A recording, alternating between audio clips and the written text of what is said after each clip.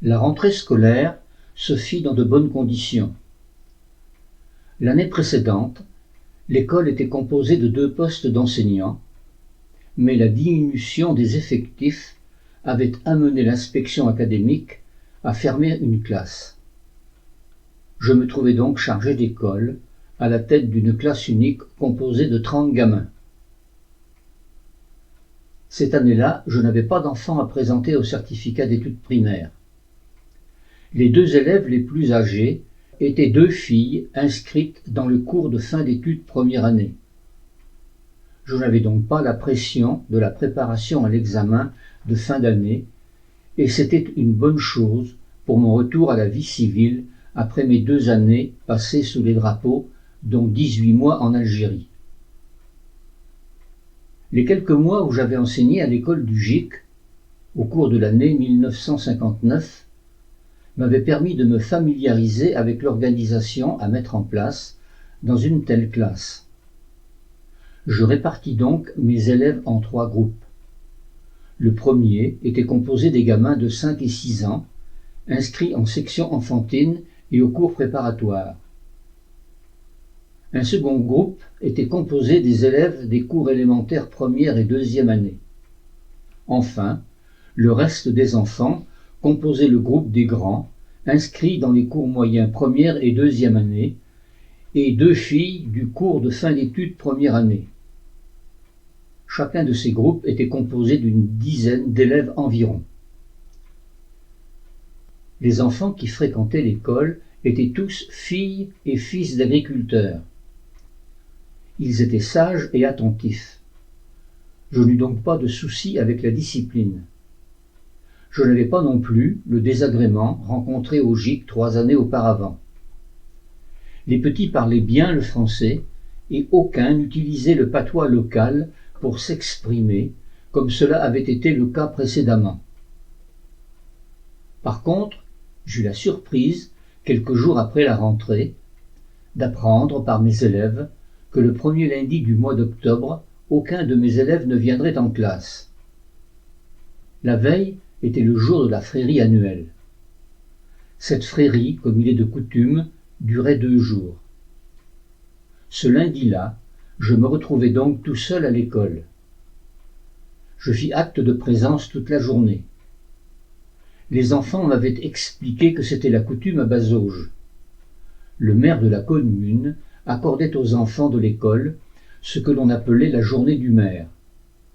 J'étais ignorant de cette particularité et je tenais à être présent pour le cas où l'inspecteur départemental de l'éducation nationale aurait eu l'idée de venir m'inspecter.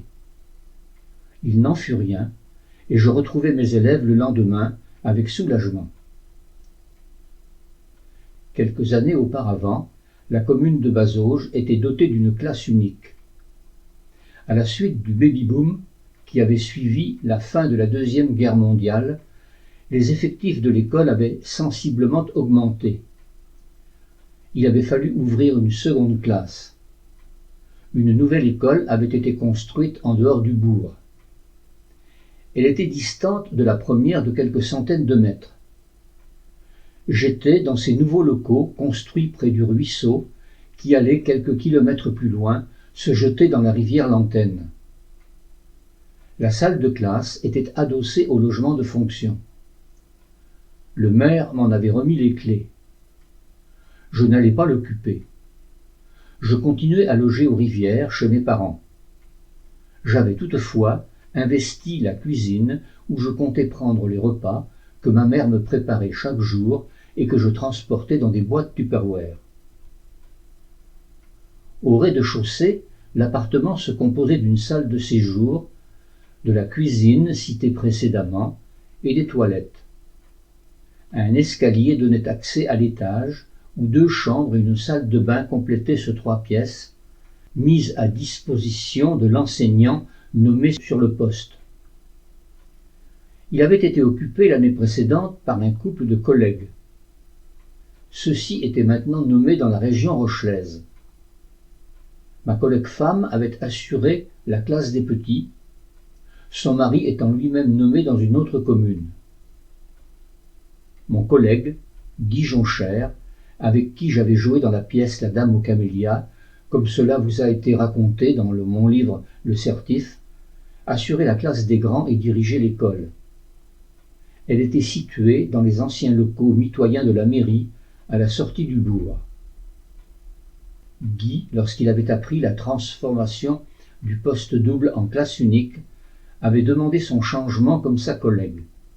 Il était maintenant nommé directeur à l'école de Cressé, située à 2 kilomètres environ, et composée de 3 classes. Le ménage de la classe avait été confié à une des anciennes élèves de Guy Jonchère. Elle avait 16 ans. Elle était ravissante, et je n'étais pas insensible à son charme. Toutefois, je trouvais qu'elle était bien jeune.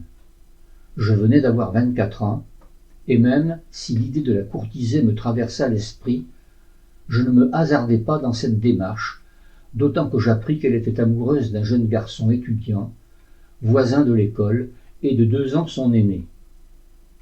Par ailleurs, je n'étais pas encore remis de mes déboires amoureux. La nuit, j'étais toujours hanté par des cauchemars où je me retrouvais aux prises avec mes tourments. Durant mon passage à l'école du Ménalin, j'avais vu que le directeur, M. Boucher, avait monté une équipe de handball avec les cours moyens 2e année de son école et qu'il participait aux matchs organisés par l'association UCEP de Charente-Maritime. Guy Jonchère avait également monté une équipe dans sa nouvelle école de Cressé. Bien que ne disposant que de quelques élèves en âge de participer, j'eus l'idée d'initier également mes gamins au handball en y incorporant les filles afin de faire une équipe mixte. Je pris contact avec le maire et je pus faire installer des poteaux dans la cour de récréation qui était bitumée et dont les dimensions permettaient de tracer un terrain réglementaire. Je pris contact avec l'école de Cressé et c'est ainsi que nous pûmes, plusieurs fois dans l'année, organiser des rencontres amicales pour la plus grande joie des enfants qui découvraient ainsi un sport collectif. L'hiver venu, comme je n'avais pas de chauffage dans l'appartement, je finis par rechercher le moyen de me faire accueillir dans une famille pour le repas de midi, comme je l'avais fait durant mon séjour dans la commune du Gic quelques années plus tôt. C'est ainsi que finalement je fus accueilli dans la famille de Jocelyne, la jeune fille en charge du ménage de ma classe. J'appris ainsi qu'elle avait souhaité faire un apprentissage de coiffeuse, mais ses parents s'y étaient opposés. Je ne me rappelle plus les raisons qu'ils avaient invoquées, mais une fois encore je constatai l'emprise des parents sur le devenir de leurs enfants, et je le regrettais. J'essayai de les convaincre de lui laisser faire son choix de vie, mais je ne pus que constater leur entêtement, et Jocelyne dut obéir et abandonner son envie d'émancipation. Un lundi matin, le 25 mars 1963, alors que nous étions en récréation et que mes gamins s'entraînaient à tirer des buts entre les poteaux de handball, j'eus la surprise de voir arriver M. Guibé, l'inspecteur, qui venait pour contrôler mon travail. Cela tombait mal. La veille j'étais sorti et je m'étais couché fort tard ce matin-là. Il devait être 6 heures.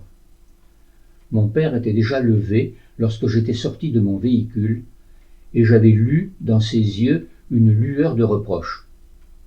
J'avais peu dormi et je sentais le poids de la fatigue. Je sifflai la fin de la récréation et nous rentrâmes en classe. Je m'efforçai, tant bien que mal, de faire la classe sans laisser voir ma réelle fatigue. Toutefois, je pense que l'inspecteur ne fut pas dupe. Heureusement, ma préparation de classe était faite et je pus sans accroc tenir jusqu'à midi. Quelques jours plus tard, je reçus le rapport d'inspection qui me rassura. Voici le contenu de ce rapport.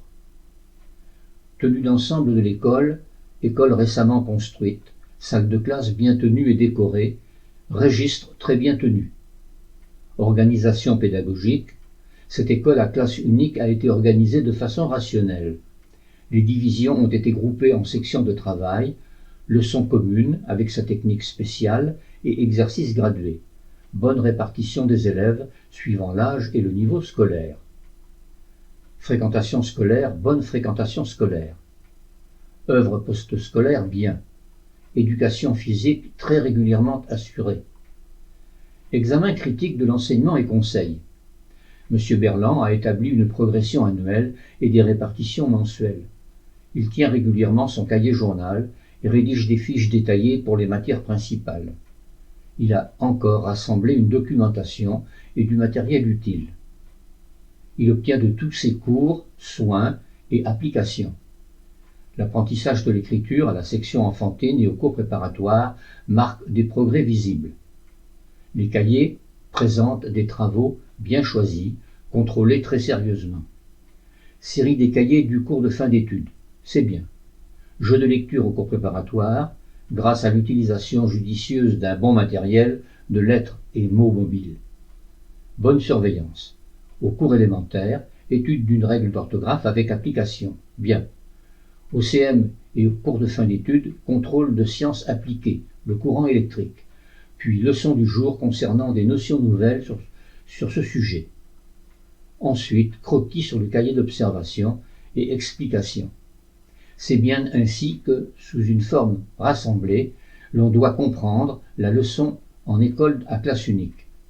Calcul au cours élémentaire, entraînement au calcul opératoire, bon niveau. Récitation, c'est bien. Grammaire, bon niveau.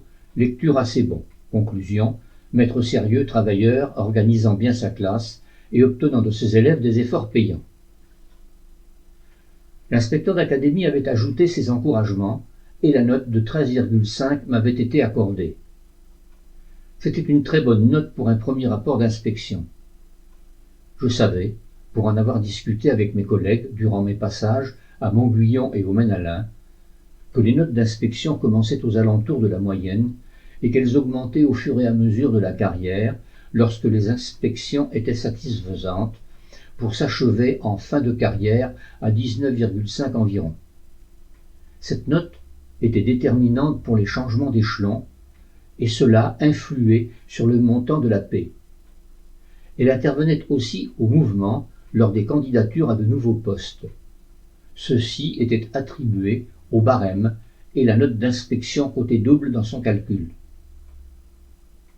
En fin d'année scolaire, la coutume voulait que l'instituteur organisât un voyage scolaire.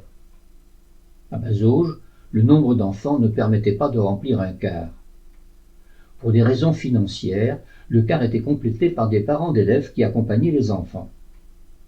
Cela permettait de rentabiliser le voyage. C'était aussi un apport non négligeable. La surveillance des enfants en était facilitée. Cette année-là, je décidai de les emmener découvrir la mer. Beaucoup d'enfants n'étaient jamais allés jusqu'à la côte. Je projetais d'aller sur la côte vendéenne, de longer la mer jusqu'au Sable d'Olonne, afin de visiter la ville, le port et le puits d'Enfer sur la côte rocheuse. Au retour, j'annonçai à mes compagnons de voyage que l'année suivante, je ne serais plus à Bazauges. Un poste de directeur s'était libéré à Beauvais-sur-Matha. J'avais fait acte de candidature au mouvement de fin d'année et je venais d'être nommé pour remplacer l'ancien directeur, M. Paulet, lui-même nommé directeur dans une école de La Rochelle.